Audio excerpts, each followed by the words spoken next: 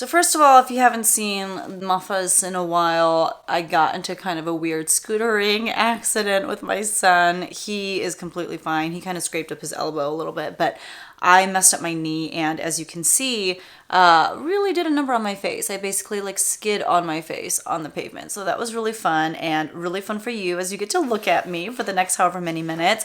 But also, this was just like a sad week of sales that we're about to talk about. One, because I don't know about you, but eBay returns have been horrendous. The weird thing about eBay returns is they usually come in groups of 3, I feel like. Like once you get an eBay return, you just kind of wait for the next 2 to come because you know that there's going to be more. But I feel like there have been a lot more eBay returns lately than normal. I don't know if you feel that way. If you sell on eBay as well, let me know down in the comments if you've been experiencing that as well. But I literally had like the saddest eBay return of my life that I'll talk about here in a second. But I also had a pretty great experience with Poshmark when it comes to returns. I'll talk about that here in a second as well. Hi everyone, my name is Becky Park. I'm a part-time reseller on a variety of reselling platforms. And in today's video, I'm going to be sharing everything that sold for me in the week of May 8th through the 14th. So if that sounds interesting to you, if you like hearing what sells for other resellers, definitely hit that subscribe button because I do a video or 2 like this every week. 2 or 3 a week if I'm trying to get caught up to current day. But we're going to start by talking about Monday, which is May 8th. On eBay, I started with the greatest sale ever. Or not. This was actually such a sad sale. It was from H&M Divided, and it was this black palm print t-shirt in a men's size extra large.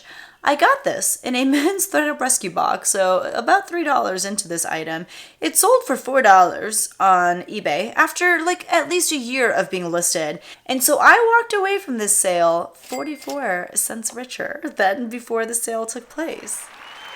Why did I list it? I don't know. H&M pieces don't necessarily need to be listed because they're not going to sell for a ton. But I think I just wanted to like make money off of this box, so I was listing everything that was sellable.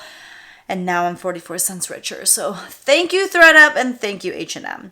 The next thing to sell was this pair of FitFlop. It's one of my favorite bread and butter shoe brands to sell right now. It was this pair of black glitter Sania, which I think was the style name, skate slip-on sneakers in a size 9. I picked those up at a local consignment store for $9. And so once you factor in my cost of goods and eBay's fees, my profit on that was $14.84.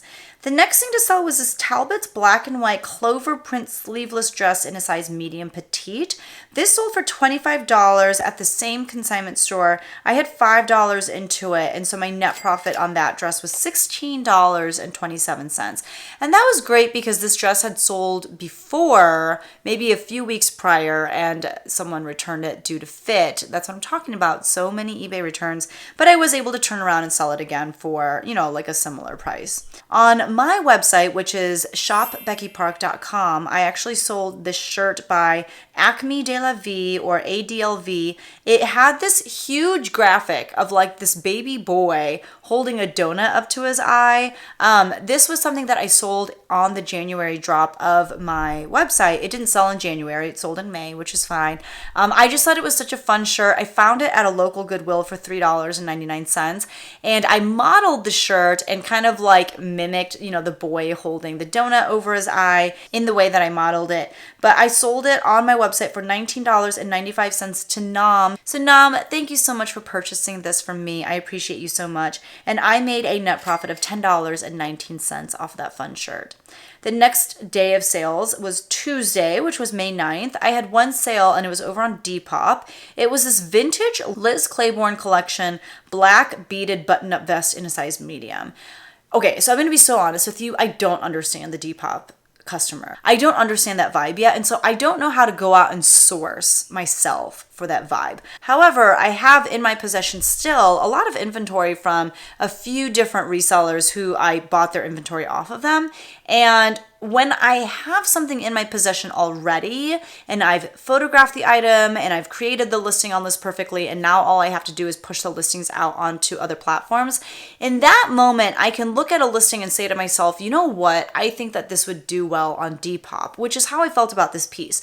However, if I were at a thrift store, I would never think to myself, let's pick this up for Depop. I don't know why, like my brain isn't wired that way yet when it comes to Depop, but I had the sense, you know, since this was already in my house, I had the sense to go ahead and cross list this to Depop using List Perfectly, and that's where it sold within like 2 days of being listed, and it sold for $25. That is with free shipping because I do offer free shipping on Depop because it's kind of the culture of that platform. I only had $2 into it from the reseller who hates reselling clothing, and so I made a net profit on that of $14.34. Again, I can't tell you how many Liz Claiborne pieces I have passed on at the thrift store because I'm like, like I don't see this selling anywhere, and I'm just too scared at this point to source specifically for Depop because I feel like that is altogether a different customer than my other reselling platforms. But if I have something in my house, I can usually tell, okay, I think it's worth listing this over to Depop. And if that's the case, that's usually the platform that it ends up selling on. The next day of sales we'll talk about is Wednesday, May 10th. On Poshmark, I sold this Affliction blue logo graphic short sleeve t-shirt in a size medium for men.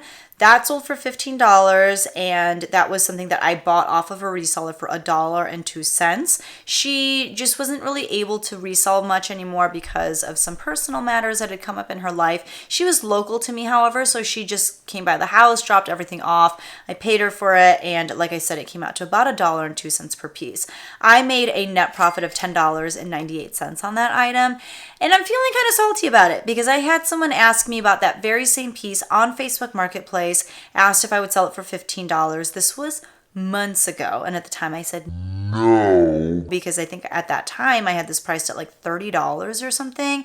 Had I just sold it, however, for $15 on Facebook Marketplace, I would have made a little bit more money just because their fees are a lot smaller than on Poshmark, but more importantly, I would have gotten rid of that piece much sooner. Lesson learned, don't be greedy over, $5, $10. The next sale was over on Mercari, and it was this LuLaRoe Maleficent print Disney villain striped Carly dress in a size large. Maybe in like 1 or 2 What Sold videos ago, I talked about selling a different LuLaRoe Carly dress. That one had the evil queen from Snow White on it. So I do not recommend going out and buying a ton of LuLaRoe. However, their Disney villain prints can do decently. So this was my second piece to sell in the matter of a couple weeks. The last one also sold on Mercari, so I guess that's a really great platform for LuLaRoe Disney villain prints. This one sold for $16. The last dress sold for $20. I had $2 into this from the reseller who sold me all of her clothing inventory because she doesn't like to sell clothes. And so I made a net profit of $11.22. But if it's not Disney, do not pick up LuLaRoe. You are going to sit on that baby forever, and chances are you may just never sell it. And then on my website, shopbeckypark.com, I sold this pair of Timberland waterproof brown leather ankle hiking outdoor boots in a size 8.5. I picked this up at an amazing garage sale. The garage sale was run by a mom and her daughter. The mom was selling stuff from a like flea market space that she no longer had, so she was liquidating all that stuff, and the daughter used to resell on eBay, so she was liquidating her clothing pieces. So I got a bunch of stuff for $4.29 a piece. That was my average cost of goods. These sold for $34.95 with free shipping because I do offer free shipping on my website, and this sold to Sarah. So Sarah, if you're a viewer, thank you so much, and I hope you love these boots. My net profit on those was $22.16. Timberland is a great shoe brand to begin with, but also these were like kind of a wedged boot, and I think that this particular style does really well in the resale market, so definitely be on the lookout for those. And this was a cool day because I sold 3 pieces on 3 different platforms, and that's why I love cross-listing. My cross-listing software of choice is List Perfectly because not only do I use it to cross-list on a daily basis, but I also use it to keep track of all of my inventory. I use it to pull up sales reports. It's really just an amazing tool. So if you want to try it out yourself, I do have a coupon code BECKYPARK, and that'll allow you to save 30% off of your first month. So definitely try it out. And if you have List Perfectly questions, let me know and I will try to answer them for you because I've been using this product now for like, I want to say like 3-4 years or something like that. The next day of sales that we'll talk about is Thursday, May 11th on Poshmark. This is actually when I had a really great experience on Poshmark, and I'll explain here in a second. So the sale was this new with tags Adriana Papel white soft draped A-line sleeveless dress in a size 14. This sold for $42 with discounted shipping because of a software that I use called Posher VA. It will do things like share my closet for me. It will do things like send out offers to likers for me 5 minutes after someone likes an item. I have a coupon code for that too. It's the same coupon code, BECKYPARK, and it'll let you save 20% off of your first payment. This was something that I purchased from a reseller. She sold me like a half pallet of clothing because she just had too much inventory. So I had $3.92 into this, and so my net profit on this dress was $27.66. Now, the person who bought this off of me opened a case. She said, you know, this was advertised as new with tags, but there were a few little marks on the dress. And she took pictures of the marks and everything. When the case was opened, I didn't say anything. I didn't add any comments to the case. Typically what happens if a case is open on Poshmark is the person who bought it has to explain why they're opening a case, and they have to submit pictures that they've taken showing the issue. And then you as the seller have the opportunity to kind of rebuttal. Like you can say, no, that's not what happened, or well, here's my side of the story. Oftentimes things can get kind of heated in these back and forths, and that's why Poshmark will also make a point to say, hey, we're going to see everything that everyone says, so please keep it cordial. I just kind of decided not to say anything because at the end of the day, Poshmark's going to do what they want to do regardless of what it is that you have to say. So I don't want to even take the time to like say anything. And I actually won the case. Poshmark released my earnings to me and said that they denied their claim. That was a really good experience. I know people have nightmare stories on Poshmark when it comes to things like losing cases due to fit or due to, you know, other things that Poshmark says they don't let buyers return items for. But I can only speak from personal experience, and I've only had great experiences when it comes to returns. Sometimes, you know, I lose cases, but I think usually it's rightfully so. So I don't know, for me, it's always been a pretty good experience selling on Poshmark when it comes to these kinds of cases. Poshmark is not paying me to say that. Like, these are literally my personal experiences, and this is a great example of that. So yay for me. The next thing to sell was this pair of Kenneth Cole, New York, Beamer, that was the style name, wingtip Oxford shoes for men in a size 10.5. These sold for $11. I should not have sold them for $11. I should have definitely held out for a higher sale, but I think what had happened was, I talked about this in many What Sold videos ago, but I tried dropping the price of items by 30% on a closet clear out day, and then I wasn't able to get the price back up on a lot of them as quickly as I was able to drop them. So some items ended up staying at their 30% off price without me knowing, and I think this was one of those. And then Posher VA sent out offers to likers on top of that already lowered price, so that's how they got this $11 sale price plus discounted shipping. I had $2 into these from a garage sale, so my net profit on those shoes was $4.03. I could have gotten a lot more, but that's just how the cookie crumbled. Now, this particular day, I sold a Gucci bag for $450, I believe. It was something that my mother-in-law gave to me because someone gave it to her for free. My mother-in-law doesn't care about luxury brands. Like, she doesn't need to wear, you know, Louis Vuitton and Chanel and all that kind of stuff. And so she just gave it to me to resell because she knows that that's something that I do. I sold it after it was listed for about a month. And it was not an easy sale. The person had a lot of questions, and so we went back and forth in the chat feature on eBay quite a bit. I feel like I answered all of her questions to her satisfaction, and this was my first experience with eBay authentication. So I don't know what the threshold is as far as price, or maybe it's just certain brands, like they have to get authenticated, but this went to an eBay authenticator first. They authenticated it, said, yep, this is real Gucci, and then they sent it to her. She got it and then wanted to return it because she was like, it's in great shape, it's as advertised, it's just smaller than what I wanted. And is this infuriating because I do take measurements and I take pictures of all the measurements and they're in the listing? Yes, it's infuriating, but it is what it is. This is what happens on eBay. People are allowed to return items basically for whatever reason. And you can say, like, I don't accept returns, but eBay customers can find a way around that so easily. And that's why for me, I do just go ahead and offer returns. So she wanted to return it because it wasn't, exactly what she wanted, which I also get from the perspective of you just spent $450 on something, plus you paid to get it shipped. You don't want something that isn't exactly what it is that you're looking for. Like, I would be so salty if I got something and I paid that much money for it and it actually wasn't what I wanted.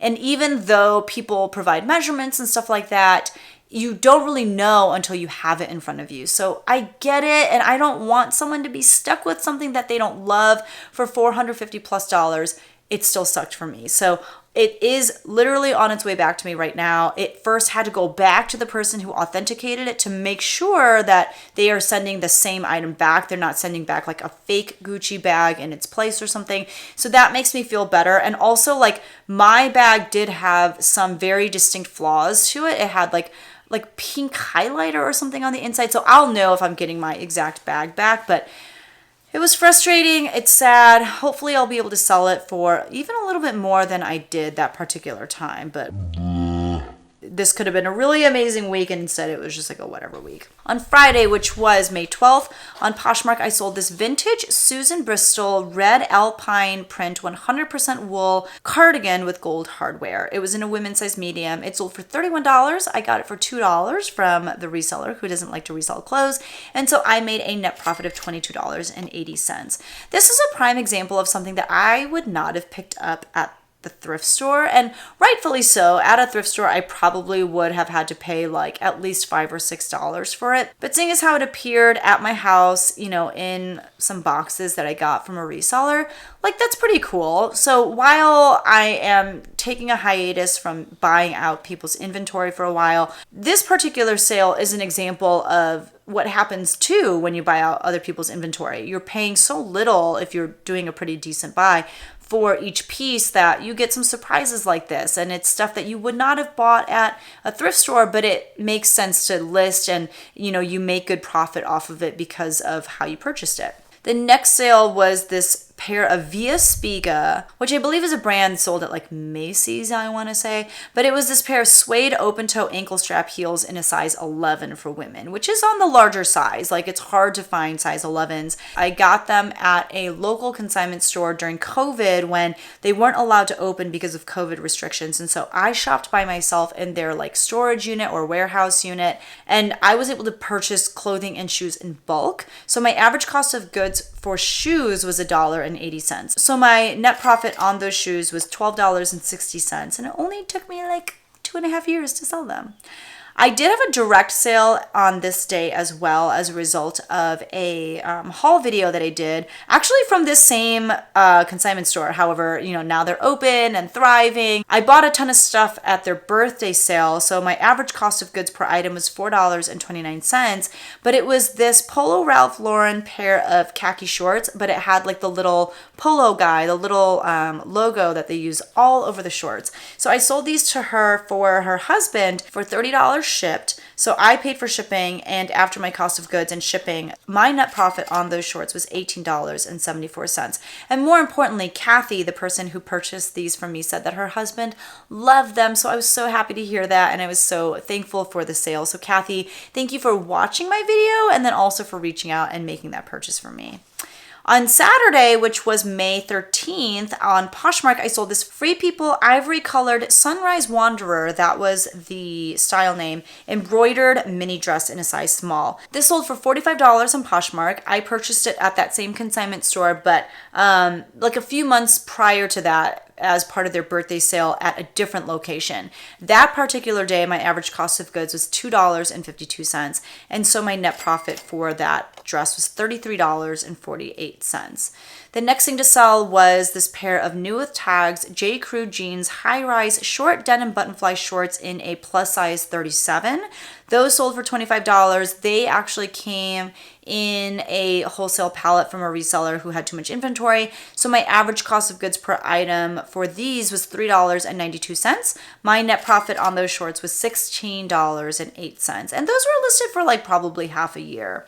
Finally, on Mercari, I sold this pair of new without tags Tiva Grand View Brown Gore-Tex Vibram Sole shoes. They were like hiking ankle shoes in a men's size 11. I was really excited when I found these because I knew that they would be a really great sale. They didn't come with a box or anything, but I could tell from looking at them and from examining them that they had never been worn, which is why I marketed them as new without the box or new without tags. They sold for $75. I probably could have gotten more for them, but at this point they'd been listed for like 3 or 4 months, so I was just wanting to move them out. They're definitely like a big bulkier piece. I picked them up at a Goodwill in a town about an hour and a half away from where I live. I got them during like a music festival. My students were rehearsing, and so I went thrifting and I picked these up for $7.99. So my net profit on them was $56.56, which was amazing. And it's crazy because that same day at that same Goodwill, I got a couple pairs of Fry boots. I got some other hiking boots similar to these, maybe by like LL Bean or something. I got a lot of really great shoes, and it's really funny because other people, other resellers who are familiar with that particular Goodwill, they were like, oh my gosh, this Goodwill tends to price everything up. How did you get stuff priced as well as you did? I just got really lucky. I don't know. The Fry boots I got because they literally were wheeled out while I was shopping, and I ran over to the rack. They were kind of on like, I don't know, it was like this thing with wheels, but it had like 3 tiers of racks on it, and the Fry boots were on the very bottom rack. These maybe were a newer thing that they had just put out on the shoe shelves as well. I don't know, but I just got really lucky, got stuff priced very reasonably, and was able to flip those pieces for good money. So for the week on Poshmark, I sold 7 items, which was kind of sad because the week prior, I think I had like 18 Poshmark sales or something like that. And those 7 items sold for a gross sales amount of $187. Once you factor in discounted shipping on, you know, certain transactions and Poshmark fees, that total dropped to $144.81. My cost of goods for those 7 items was $17.18. And so my net profit for the week on Poshmark was $127.63. On eBay, I had 3 sales, could have been 4, but the greatest sale ended up being a return. But for those 3 items, my gross sales amount was $58. Once you factor in eBay's fees, that total drops to $48.55. My cost of goods for those 3 items was $8, and so my net profit for the week was $40.55. On Mercari, I sold 2 items for a gross sales amount of $91. Once you factor in Mercari's fees, that total drops to $77.77. I had $9.99 into those 2 items, and so my net profit for the week on Mercari was $67.78.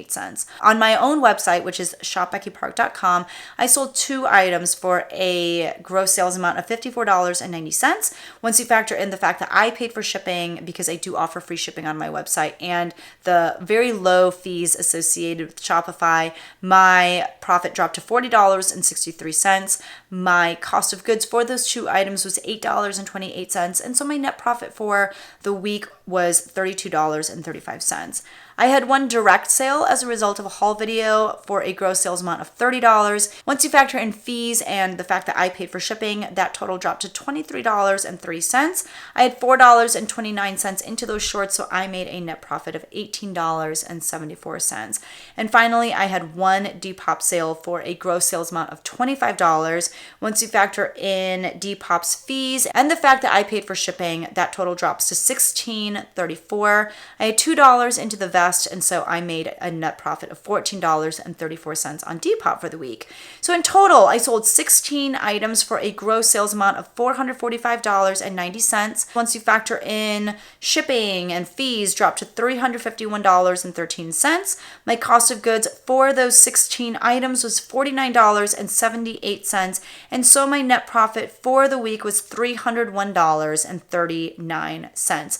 Not a horrible week, kind of a sad week given that huge eBay return, but overall, that's about kind of how things have been trending for me, I feel like, in the spring and summer. Let me know again how returns have been for you. I feel like I've been seeing on Instagram and on YouTube that returns have just seen an uptick on platforms like eBay, and it's very frustrating. But hopefully you're winning a few cases as well, the way that I did on Poshmark. Just let me know all of your experiences down in the comments below. Thank you so much for for watching. If you enjoyed this video or learned anything from watching it, definitely hit that like button on your way out. And I will see you guys in the next one. Bye!